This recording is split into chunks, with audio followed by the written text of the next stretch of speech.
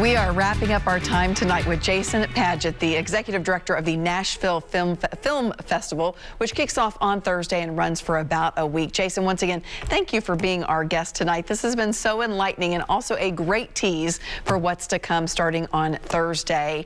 But what an undertaking. It really starts, as you say, at the very beginning of January, and here we are, end of September, ready to go. Explain for our viewers again the process of all of this and making it so unique to cover, to really span different venues in Nashville. Yeah, and again, this in-person version that we're introducing this year is really the first time for us. So what we're really doing is creating the in-person festival in multiple environments, one day at a time. So we will have kind of a red carpet that will, be set up at Rocketown on Thursday, Friday, Saturday, and Sunday. We'll have the attending filmmakers, media, guests, everyone will get to that whole experience. And then at the end, at literally 11:30 on Sunday night, we'll pack up our whole production and move it over to Belmont University and reset over there on Monday.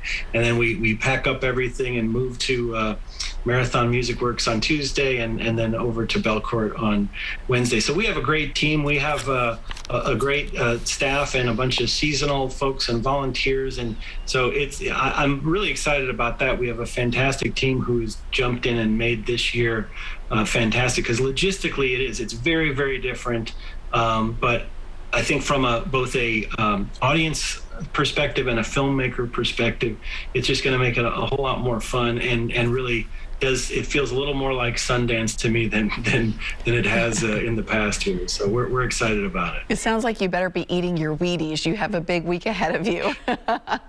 Yes, okay, absolutely. So yeah, go ahead. You started, you said, with about 6,000 submissions of films, and you have whittled it down somehow to 160 titles of varying lengths. Yeah, that's right.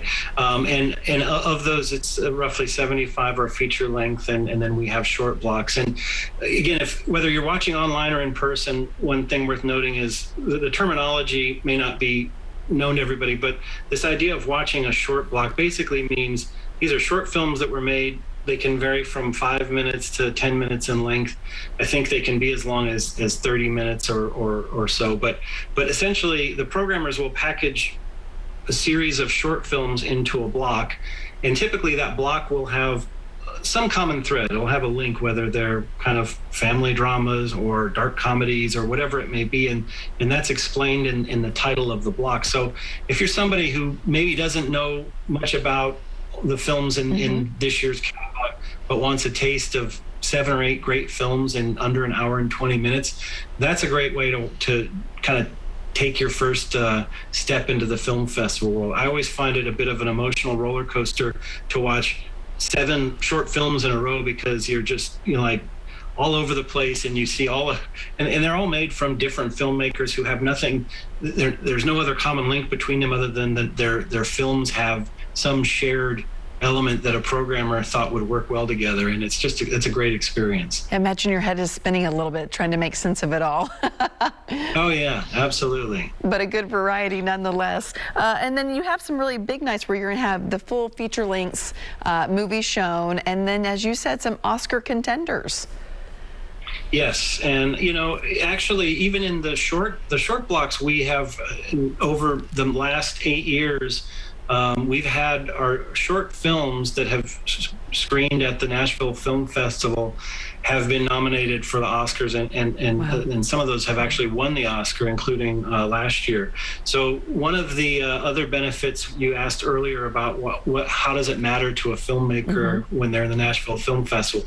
The Nashville Film Festival is accredited by the Academy, so that if you win in one of 3 shorts categories, you become eligible to enter the Oscar screening process. And there are only a few ways to get into that Oscar screening process, but by winning at the Nashville Film Festival, it's a gateway into that. And so that's another great reason for short filmmakers in both animation and non-animation to be involved with the Nashville Film Festival. But they're all very, very high quality films. So we're always excited about what we see. And we, of course, don't know which of them make the Oscars until they're announced, but we know we always have a good showing.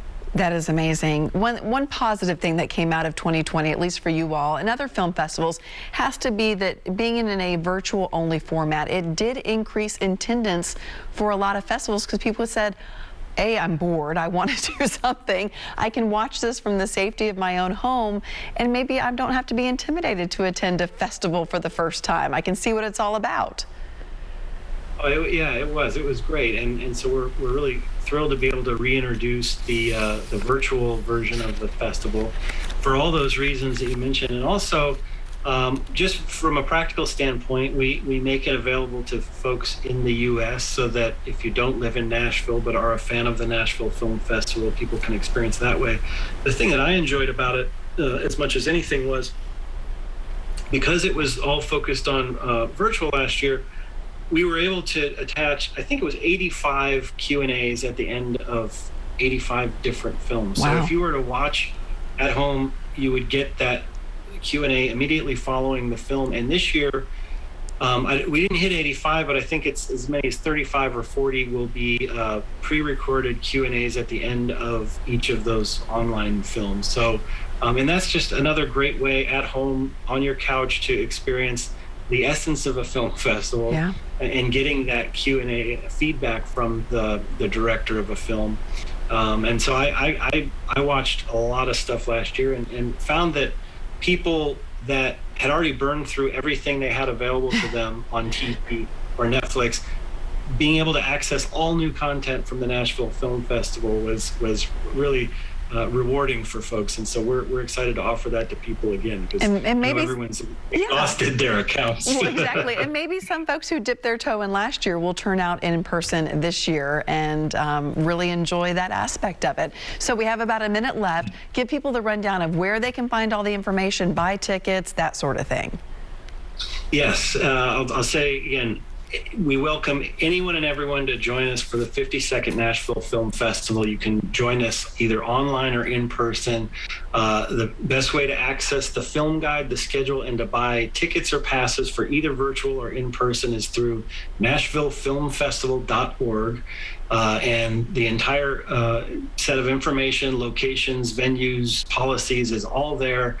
But just thank you for the platform. We really appreciate being able to invite everyone, and we hope to see as many people as we can, and either online or at home be a part of the festival this year. Yeah, it's going to be fun. Jason, thank you for your time tonight. We truly appreciate it, and good luck. We'll be right back. Thank you very much.